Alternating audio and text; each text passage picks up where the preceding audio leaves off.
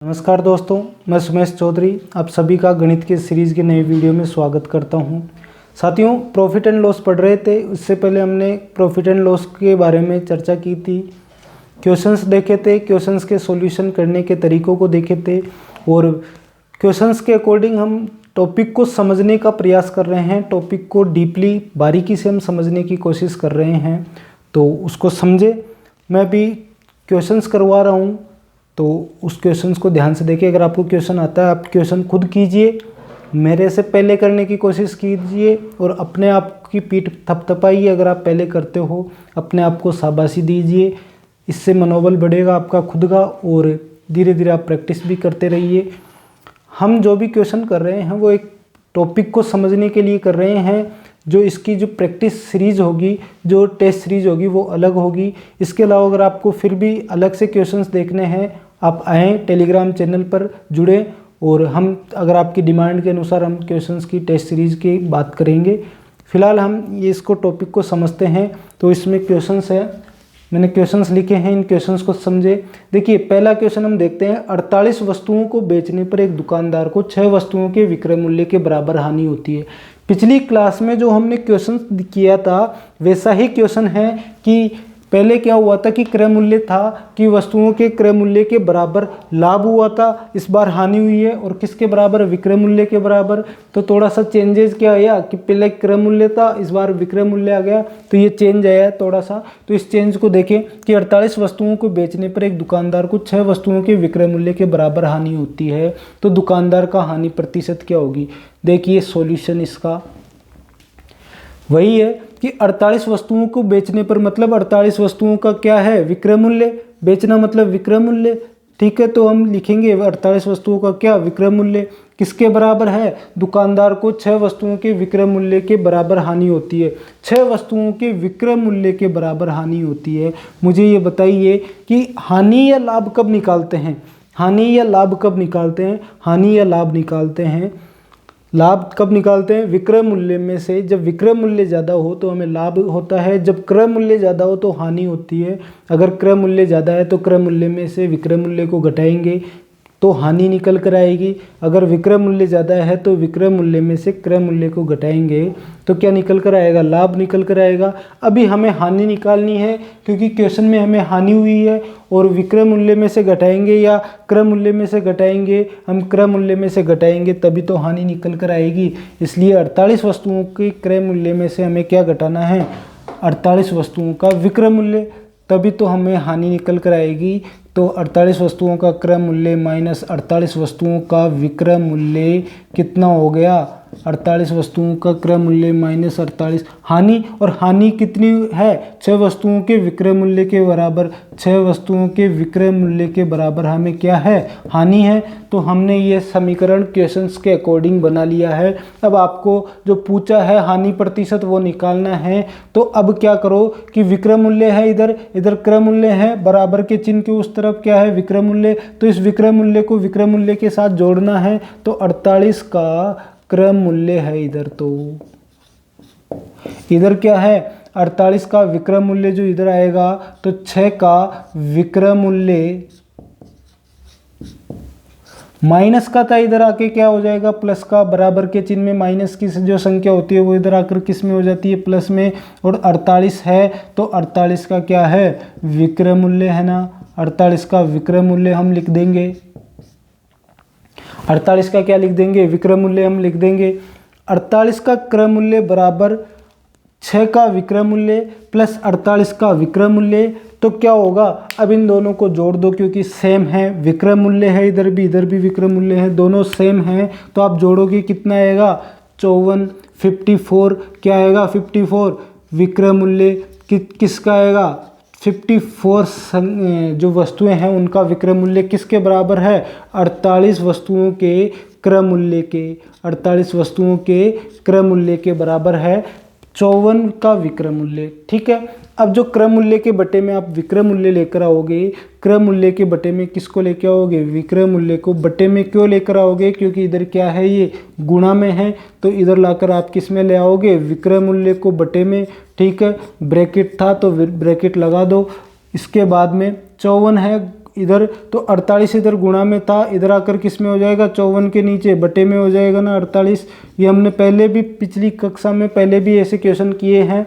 अब कट रहा किससे है 6 से कितनी बार 9 बार, 6 से कितने बार 8 बार, तो क्या हो गया 9/8। अब क्रय मूल्य और विक्रय मूल्य का अनुपात अगर आप देखोगे, क्रय मूल्य और विक्रय मूल्य का क्या देखोगे अनुपात देखोगे, आप क्या देखोगे अनुपात, तो क्या होगा 9:8 हो जाएगा। क्या हो जाएगा 9:8 हो जाएगा, किसका क्रय मूल्य और विक्रय मूल्य का क्या अनुपात।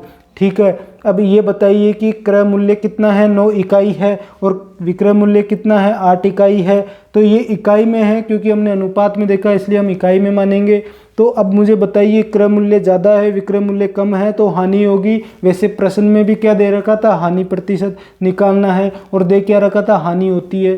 ठीक है, तो हानि कितनी इकाई की होती है, क्योंकि हमें प्रतिशत पूछा है, प्रतिशत निकालने के लिए बताइए कि हानि कितनी इकाई की होती है, 1 इकाई की होती है। ठीक है, क्योंकि 9 में से 8 घटाओगे तो 1 इकाई आएगी और क्रय मूल्य कितना है 9, तो किससे तुलना करेंगे 9 से, क्योंकि आपकी जेब से कितने लगे 9। ठीक है, अब प्रतिशत निकालने के लिए किससे गुणा करोगे 100 से, और 100 से गुणा करते ही क्या आ जाता है प्रतिशत आ जाता है। 1/9 का मतलब क्या होता है, हमने प्रतिशत में देखा था, क्या देखा था हमने कि 1/9 का डायरेक्टली अगर हम परसेंटेज में मान देखें तो हम याद करने के लिए मैंने कहा था, आपने याद भी किया होगा कि 1/9 का मतलब क्या होता है 11 सही 1/9 प्रतिशत। 1/9 का अगर आप परसेंटेज निकालोगे तो 11 सही 1/9 परसेंटेज आएगा। फिर भी अगर ये आपने याद नहीं किया है तो इसको रफ में करके देख लीजिए। 100 को 1 से क्या करोगे गुणा, तो 100 को 1 से गुणा करोगे कितना आएगा 100, भाग कितना का दोगे 9 का। ठीक है, 9 का क्यों दोगे, क्योंकि 9 बटे में है, तो 9 का अगर आप भाग दोगे कितने बार गया 9 एकम 9, कितना बचा 1, 0 को आप लगाओगे नीचे, फिर 9 का भाग दोगे कितने बार 9 एकम 9, फिर कितना बचा 1। अब भाग नहीं जाएगा क्योंकि उतारने के लिए कुछ बचा नहीं है, तो 11 को क्या करना है ऐसे के ऐसे लिखने हैं। ठीक है, बटे में जो शेषफल होता है वो बटे के ऊपर आपको लिखना होता है, जो भाजक है उसको बटे के नीचे लिख दीजिए। प्रतिशत का चिन्ह था तो प्रतिशत के चिन्ह के वैसे के वैसे आप लिख सकते हो। तो क्या आ गया 11 सही 1/9 प्रतिशत हानि होती है। 11 सही 1/9 प्रतिशत क्या होती है हानि होती है। पूछा भी क्या था कि हानि प्रतिशत बताइए, तो निकाल दिया भैया हमने, तो 11 सही 1/9 प्रतिशत हमारे क्या हुई उस दुकानदार के हानि हो गई, हमारे तो नहीं होनी चाहिए, दुकानदार के हानि हो गई। ठीक है, कि दुकानदार का हानि प्रतिशत क्या होगा, हमने दुकानदार का हानि प्रतिशत निकाल दिया। ये क्वेश्चन समझ में आया, क्वेश्चन समझ में आया तो क्वेश्चन को उतार लीजिए। अगर आपको क्वेश्चन समझ में नहीं आता है तो वीडियो को दोबारा आप देख सकते हो, बैक लेकर देख सकते हो। पिछली क्लास में भी हमने ऐसे क्वेश्चन किए तो थे। इसके बाद अब जो नया तरीका आता है क्वेश्चन का, हम वो क्वेश्चन देखते हैं, क्योंकि पहले तो हमें डायरेक्टली ये वाली चीज़ें पूछ रहा था, हमने ये तरीका सीख लिया। अब नया तरीका क्या आता है क्वेश्चन का, इस तरह से भी क्वेश्चन पूछता है आपसे, किसमें रीट में, किसमें पूछता है रीट में पूछता है इस तरीके के क्वेश्चन। ठीक है, अभी मैंने डायरेक्टली आपको आंसर का टिक लगा रखा है, सॉरी ये गलती से हो गया मेरे से।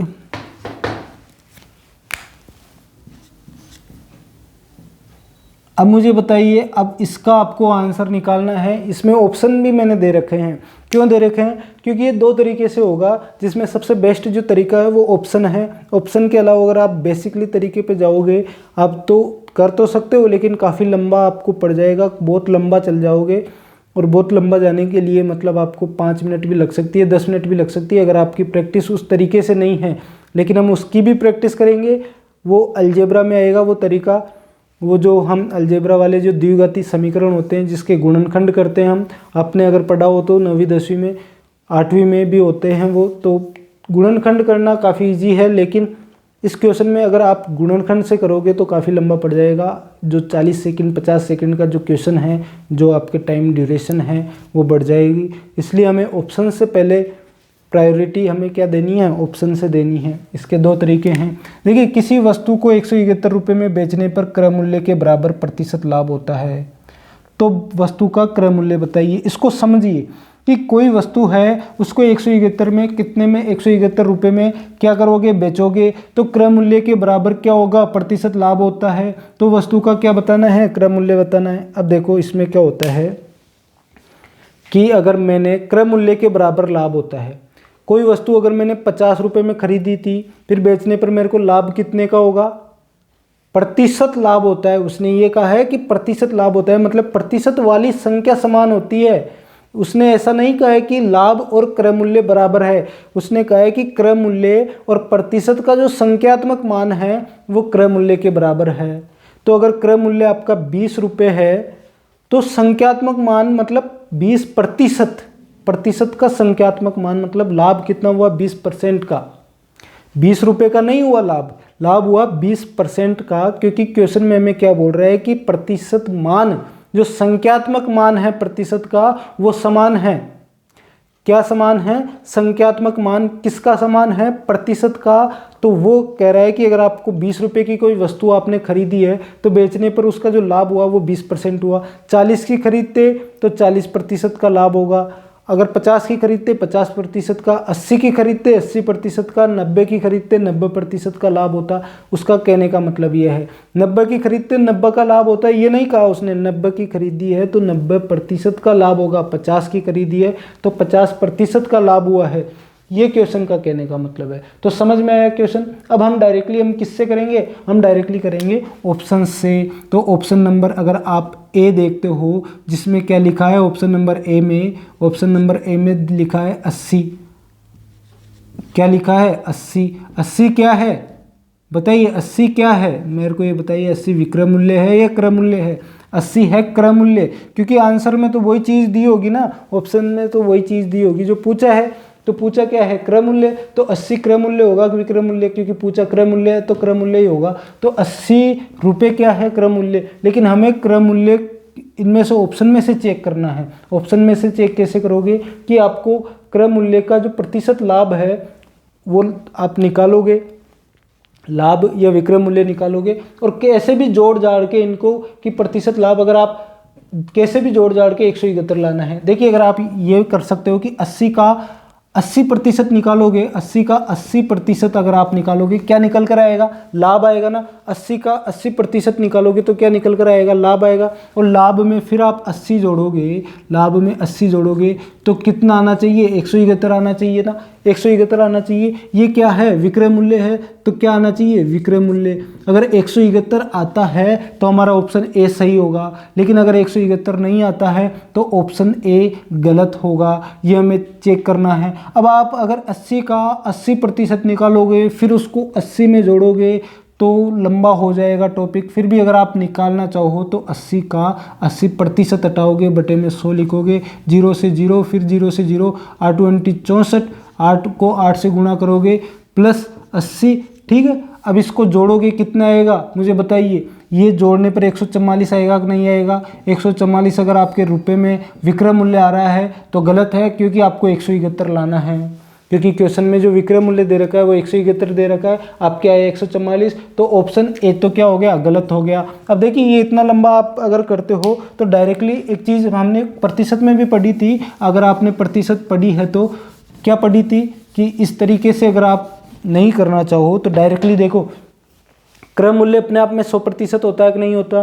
क्रय मूल्य को हमेशा हम 100% मानते हैं, और 100% अगर हम क्रय मूल्य को मानते हैं और उस पर अगर जो प्रतिशत लाभ होता है उसमें जोड़ देते हैं हम प्रतिशत को, तो 100% प्लस लाभ प्रतिशत जोड़ते हैं तो विक्रय मूल्य का प्रतिशत आ जाता है ना, विक्रय मूल्य का प्रतिशत आ जाएगा ना। तो अगर आपके 100% का वो है, मान लीजिए 100% का कितना है, देखिए आप अगर ये सोचो कि क्रय मूल्य 80% मान लो कहीं और लाभ भी 80% मान लो, देखिए क्रय मूल्य का वास्तविक मान है 80, प्रतिशत मान तो 100 ही रहेगा, और लाभ का वास्तविक मान कितना भी हो लेकिन प्रतिशत मान क्रय मूल्य के बराबर होना चाहिए, जबकि लाभ का वास्तविक मान तो अलग होगा। अब देखिए इसमें कि ए को आप क्या करोगे कि 80 है क्रय मूल्य, अगर 80 का 180% निकालते हो, 180 क्यों निकालना है? क्योंकि 100% तो खुद क्या है? खुद क्रय मूल्य है 100% तो, और उसमें 80% क्या है? लाभ है, तो 180 हो जाएंगे ना, और 180 क्या हो जाएगा? विक्रय मूल्य। तो 80 का 180% अगर आप निकालोगे तो कितना आना चाहिए? 171, और 171 क्या है? विक्रय मूल्य। क्या आना चाहिए? विक्रय मूल्य आना चाहिए। ठीक है, अब 80 गुणा में 180 का बटे में आप 100 लिखोगे तो बराबर में क्या आना चाहिए, विक्रम मूल्य आना चाहिए। अब मुझे बताइए ये विक्रम मूल्य कितना आ रहा है, 0 से 0, 0 से 0। 18 को 8 से गुणा करोगे, 18 को 8 से गुणा करके देखो फटाफट 18 का टेबल, 18 का पहाड़ा बोलो, नहीं आता है तो 8 को 18 से गुणा कर लो, 144 आएगा ना। 144 रुपये हमारा ऑप्शन सही है क्या, ए नहीं है, क्योंकि हमें तो 171 लाना था, विक्रम मूल्य वास्तविक तो 171 है, हमारा 100, तो ए हमारा गलत हो गया ना ऑप्शन। अब देखिए मुझे बताइए 144 171 से कम है या ज़्यादा है, कम है ना, तो मुझे बताइए क्या 70 80 से कम है ना, तो क्या ये 171 ले आएगा क्या, 70 नहीं लाएगा, क्योंकि इसका जो भी मान आएगा इसको सोल्व करने पर वो 144 से भी कम आएगा, तो फिर ये ऑप्शन तो हमारा वैसे ही कट जाता है। तो ये आपको एग्जाम में दिमाग लगाना इसलिए ज़रूरी है ताकि ये समय बच जाएगा। अब आप दिमाग लगाओगे कि 80 70 से ज़्यादा है तो ये ज़्यादा होकर भी 144 ला रहा है, 171 तो और भी ज़्यादा हो गए, तो 70 कहाँ से 171 लेके आएगा, लेकिन 90 ज़्यादा है, 60 भी नहीं लेके आएगा क्योंकि 60 भी 80 से कम है और 90 ज़्यादा है। तो अब आप सी ऑप्शन को ट्राई करके देख लो। सी ऑप्शन को आप ट्राई करोगे, कैसे करोगे, वैसे ही कि 90 का 190%, 90 का 190 और 190% हटाओगे, बटे में 100 लिखोगे, क्या आएगा, विक्रम मूल्य आएगा। अब विक्रम मूल्य क्या आएगा देखते हैं अभी, 1 0 से 1 0, 1 0 से 1 0, ठीक है। अब मुझे बताइए 19 को 9 से गुणा करोगे क्या आएगा, 19 की टेबल पढ़ो, बोलो फटाफट, 19 का पहाड़ा बोलो, 19 का पहाड़ा नहीं आता है तो 9 को 9 और 1 से ऐसे गुणा करते चलो, गुणा करना तो आता ही होगा, 19 और 9 को आप गुणा करोगे तो 171 रुपये आ जाएगा। करके देख लो, मैं डायरेक्टली नहीं लिख रहा हूँ, मैंने करके ही देखा है तो 171 आ गया, ये हमारा सही है, तो हमारा सी ऑप्शन क्या हो जाएगा, सही हो जाएगा। ये तरीका आपको समझ में आया ऑप्शन से, बहुत ही बेस्ट तरीका है, क्योंकि रीट में 7 से 8 क्वेश्चन ऐसे आएंगे जो आप ऑप्शन से कर सकते हो, लेकिन ऑप्शन से करना भी कब पॉसिबल है, जब आपको ये चीज़ें प्रतिशत की नॉलेज है, तभी तो आप लाभानी के क्वेश्चन कर पाओगे। तभी तो मैं 6 क्लासों में बोल रहा था कि हम प्रतिशत इसलिए पढ़ रहे हैं क्योंकि उसमें लाभानी में काम आएगा पूरा प्रतिशत। अगर आपने प्रतिशत नहीं पढ़ा है कोई बात नहीं, हम इसमें लाभानी में भी पढ़ रहे हैं। अगर फिर भी आपको समझ में नहीं आ रहा, आप जाइए प्रतिशत को पढ़िए, काफ़ी सिंपल, काफ़ी अच्छा प्रतिशत मैंने पढ़ाया है और काफ़ी इंटरेस्टिंग क्लासेज है, तो उसको लीजिए, आपको लाभानी इजीली। आप कमेंट में बताइएगा कि लाभानी में प्रतिशत काम में आ रहा है या नहीं आ रहा है, मुझे बताइएगा कि आपकी विचारधारा है उसको मैं जान सकूं कि प्रतिशत काम में आ रहा है कि नहीं आ रहा। अगर काम में आ रहा है तो यस लिखना। तो इसमें क्या है कि हमने आंसर निकाला किससे, ऑप्शन से। अब जो बेसिकली तरीका है बहुत लॉन्ग, बहुत लंबा हो जाएगा, लेकिन फिर भी अगर आप ये कहोगे कि सर आप तो करवाओ, हम तो करेंगे बेसिक तरीका भी, तो इसको उतारिए, बेसिक तरीका भी हम देखते हैं।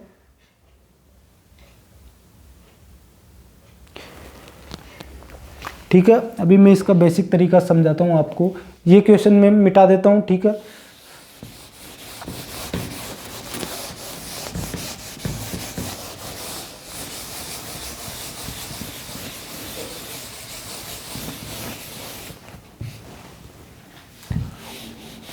इस तरफ हम उसका बेसिक देखते हैं, इस तरफ।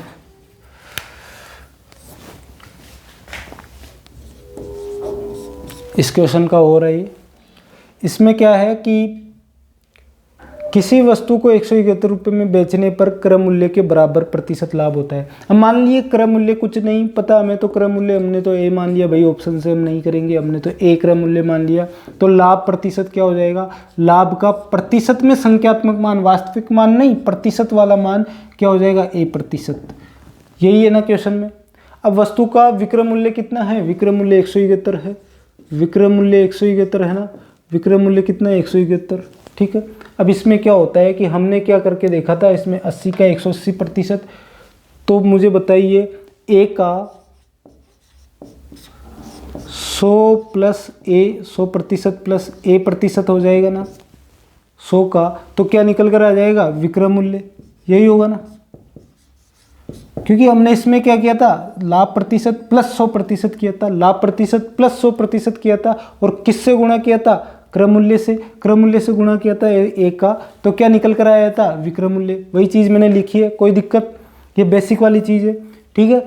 ए, अब का मतलब गुणा 100% प्लस ए प्रतिशत कितना होता है, प्रतिशत को कॉमन ले लीजिए, 100 प्लस ए, क्योंकि इस तरफ भी प्रतिशत है, इसमें भी प्लस प्रतिशत है, तो हमने अगर प्रतिशत को बाहर ले लिया कॉमन में तो ये प्रतिशत हमने टोटल प्रतिशत लगा दिया इसमें, कोई दिक्कत है। अब अगर आप प्रतिशत को हटाना चाहो, विक्रय मूल्य कितना 171 है ना, अगर आप प्रतिशत को हटाना चाहोगे बटे में क्या लिखोगे 100, बटे में क्या लिखोगे 100, तो अगर आप प्रतिशत को हटाना चाहते हो तो बटे में लिख दीजिए 100, ठीक है। चलिए मैं आगे लिख देता हूँ कि प्रतिशत अगर आप करना चाहो ए गुणा, मैं कहूँ कि 100 प्लस ए बटे में 100 बराबर 171। 100 इधर किस में है, बटे में है, इधर आकर किससे इससे गुणा हो जाएगा ना, तो 100 को 171 से गुणा करोगे तो कितना आएगा, ए गुणा, इसमें तो क्या बचेगा 100 प्लस ए, और इस इधर क्या हो जाएगा 17,100, क्योंकि इसको अगर आप 100 से गुणा करोगे तो ये आंसर आएगा। इसके बाद में अब देखो ए को अंदर गुणा करो, 100 ए प्लस ए को ए से गुणा करोगे, ए स्क्वायर बराबर 17,100, हमारा आंसर आ गया, ठीक है। अब ए स्क्वायर है, 100 ए है, एक 17,100 है। देखिए या तो 17,100 को इस तरफ ले आइए या इनको इस तरफ ले जाइए, तो हमारा जो बेस्ट तरीका होगा वो क्या होगा कि इसको हम इधर ले आते हैं तो ज़्यादा एक बार में काम हो जाएगा। अब बताइए ए को आगे लिख दूँ, कोई दिक्कत, ए स्क्वायर प्लस 100 ए, अब ये प्लस में था 17,100 इधर, तो बराबर के इस तरफ आएगा तो किस में होगा, प्लस में या माइनस में, माइनस में हो जाएगा ना, हमने देखा था पर पहले जब हमने क्लासों में कि जो प्लस की संख्या होती है वो इधर आके माइनस की हो जाती है। 17,100, अब इधर कुछ नहीं है तो जीरो बचेगा ना, कुछ नहीं था तो जीरो बचेगा। अब मुझे बताइए ए स्क्वायर प्लस 100 ए माइनस 17,100 बराबर 0, ये द्विघात समीकरण आ गया ना। अगर आपने द्विघात समीकरण पढ़ा था, आपको द्विघात समीकरण का पता है, तो आप समझ गए होंगे कि ये द्विघात समीकरण आ गया। नहीं पता है तो मैं समझा देता हूँ। अगर आपको इसमें नहीं समझ में आया तो हमारे अलजेब्रा टॉपिक है, उसमें हम विस्तार से देखेंगे, काफ़ी लंबा टॉपिक है, उसको हम देखेंगे। छोटी क्लास हम छोटी सी इसकी चीज़ समझ लेते हैं कि जो ये बीच वाली संख्या होती है, ये बीच वाली, ये वाली, इसके ऐसे हमें टुकड़े करने होते हैं जो इस वाली संख्या के और इस वाली संख्या के गुणनफल के बराबर हो। अब इन दोनों का गुणनफल इधर देख लीजिए कितना होता है कि अगर मैं बोलूँ 17,100 को ए स्क्वायर से गुणा करो, तो 17,100 को अगर आप गुणा करोगे ए स्क्वायर से, अब 17,100 माइनस का है प्लस का है तो माइनस लगाना पड़ेगा, और ए स्क्वायर 100 से आप गुणा करोगे तो मुझे बताइए 17,100 ए स्क्वायर आएगा ना, और माइनस का चिन्ह, क्योंकि माइनस और ए स्क्वायर प्लस का है तो माइनस और प्लस गुणा होकर किस में होते हैं, माइनस में होते हैं, ठीक है। ये चीज़ देखो आप, माइनस प्लस को प्लस से गुणा करोगे तो क्या आएगा, प्लस आएगा, माइनस को माइनस से गुणा करोगे तो क्या आएगा, प्लस आएगा, ठीक है। माइनस को गुणा करोगे किससे, प्लस से, तो क्या आएगा, माइनस आएगा, और प्लस को गुणा करोगे किससे, माइनस से, तो क्या आएगा, माइनस आएगा। ये चीज़ें आपको ध्यान थी, ठीक है, नहीं थी मैंने बता दिया है, याद कर लेना। ये हमने गुणा किया, ये माइनस हो गया, ठीक है। 17,100 का ए स्क्वायर माइनस का ये संख्या आनी चाहिए, इसके ऐसे टुकड़े करो, जो उन दो टुकड़े करना है इसके, कि उन दोनों टुकड़ों को गुणा करोगे तब तो इतना आना चाहिए, और जोड़ने या घटाने पर यह आना चाहिए सेम, वो भी प्लस वाला, और गुणा करने पर माइनस वाला ये आना चाहिए। इसका मतलब ये हो गया कि इसके टुकड़े हमें करने हैं। अब इसके टुकड़े अगर मैं कहूँ ए स्क्वायर तो ऐसे के ऐसे लिख दो, टुकड़े तो करने बीच वाले के। मैं अगर आपको कहूँ क्या कि 190 ए में से अगर मैं 90 ए घटा दूँ तो मुझे बताइए 190 में से 90 ए घटा दूँ तो 100 ए आएगा कि नहीं आएगा। मैंने क्या कहा था, जोड़ने घटाने पर ये आना चाहिए और गुणा करने पर ये आना चाहिए। अब हमने देख लिया कि घटाने पर तो ये आ रहा है, ठीक है, लेकिन गुणा करने पर ये आ रहा है कि नहीं आ रहा है। 190 को आप गुणा करके देख लीजिए, 190 को आप गुणा करके देख लीजिए किससे, 190 ए है, ठीक है, 190 ए को गुणा कर लीजिए किससे, माइनस के, किससे, 90 ए से, माइनस के 90 से। तो आप बताइए मेरे को कि 90 को 190 से गुणा करोगे कितना आता है 19 नामे 171 होता है कि नहीं होता है 171, 2 जीरो की 2 जीरो लगेगी। ठीक है, अब मुझे बताइए माइनस का चिन्ह है, ए को भी ए से गुणा करोगे, पहले माइनस का चिन्ह का देख लो कि माइनस इधर प्लस में था चिन्ह, इधर माइनस में था, तो प्लस प्लस माइनस माइनस दोनों गुणा होंगे, चिन्ह किसका रहेगा माइनस का रहेगा। ठीक है, अब ये ए था, इधर भी ए था, एक और ए को गुणा करते हैं क्या होता है ए स्क्वायर होता है कि नहीं होता, एक को दो को और दो को गुणा करते हो 2 स्क्वायर होता है कि नहीं होता, वैसे ही एक और एक को गुणा करोगे तो ए स्क्वायर होगा। मतलब क्या हुआ कि इन दोनों संख्याओं को हमने गुणा किया तो ये वाली संख्या आ गई है, और अगर हमने घटाया तो कौन सी वाली संख्या आ गई 100a आ गई है, तो ये चीज़ आई। और ये ए वाली संख्या वैसे की वैसी लिख दो 17,100 बराबर में 0 है ही। ठीक है, इसके बाद में क्या हुआ कि अब इनमें कॉमन लेने का जो गणित है, कॉमन लेने का जो त्यौहार है, उस त्यौहार को मनाओ। कैसे मनाना है कि इन दोनों को 2-2 के जोड़े बना लो, 2-2 के क्या बना लो जोड़े बना लो, और इनमें से क्या निकाल दो, इनमें से कॉमन निकाल दो। इनमें से कॉमन क्या रहा है, इसमें a गुणा ए है ना, ए स्क्वायर का मतलब a गुणा ए, तो एक a बार आ जाएगा ना कॉमन में इसमें से, तो अंदर क्या बचेगा एक a। इसमें से हमने 190 गुणा a था, a कॉमन ले लिया, ठीक है बार, तो क्या रह जाएगा अंदर 190, प्लस का था चिन्ह तो प्लस का ही रह गया। ठीक है, अब मुझे बताइए इसमें मैं क्या कॉमन लूँ, इसमें देखिए इसके भी माइनस लगा है और इस संख्या के भी माइनस लगा है, तो माइनस का चिन्ह भी कॉमन आ जाएगा, माइनस का चिन्ह भी कॉमन आ जाएगा, और माइनस का चिन्ह भी कॉमन आ जाएगा, तो अंदर बचेगा क्या प्लस, क्योंकि फिर माइनस और प्लस को गुणा करते ही वापस माइनस आना चाहिए, रिजल्ट चेंज नहीं होना चाहिए। आप कॉमन ले रहे हो कहीं रिजल्ट चेंज कर दो वो गलत होगी, रिजल्ट चेंज नहीं होना चाहिए, आप कॉमन लो माइनस। अब इसमें कॉमन ए आ रहा है क्या, ए तो कॉमन आएगा नहीं क्योंकि इस वाली संख्या में ए नहीं है, इसमें ए है, तो ए तो नहीं आएगा कॉमन, लेकिन 90 कॉमन आ जाएगा, क्योंकि 90 इससे हमने देखा था कि 90 को गुणा करते ये आया था, तो ये वाला बचेगा ना अंदर, तो 90 कॉमन आ जाएगा। 90 माइनस का चिन्ह भी कॉमन आ गया, ठीक है, क्योंकि दोनों में माइनस था, अंदर बचेगा क्या प्लस का चिन्ह, 90 कॉमन आ गया, अंदर बचा क्या ए। ठीक है, अब इसमें भी प्लस का चिन्ह बचेगा, माइनस का चिन्ह हमने कॉमन ले लिया, 90 को आप इसमें भाग दोगे तो कितना आएगा 190, तो 190 बचेगा यहाँ पर, क्योंकि आपने 90 तो बाहर काट लिया गुणा में से।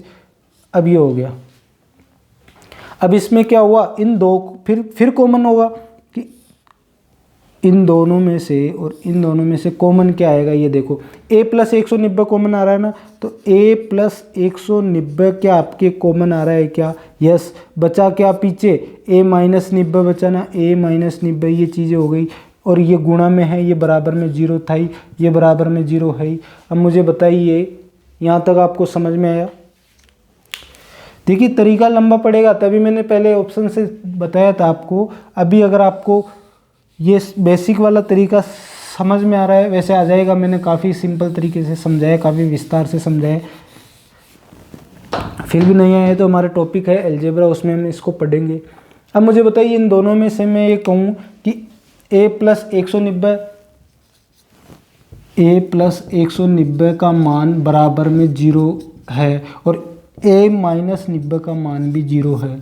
अब बराबर में 0 कैसे आया कि ये गुणा में इधर आके बट्टे में जाएगा भाग में, और 0 की कोई भी संख्या भाग में दोगे आप तो 0 ही हो जाएगा उसका मान। तो अगर इसको गुणा में ले जाओगे 0 ही हो जाएगा, तो a प्लस 190 का मान भी 0। अगर आप इसको गुणा में नहीं लेके जाते, इसको लेके जाते हो, तो a माइनस 90 का मान भी 0। तो ये दो समीकरण हमारे आ गए, ठीक है।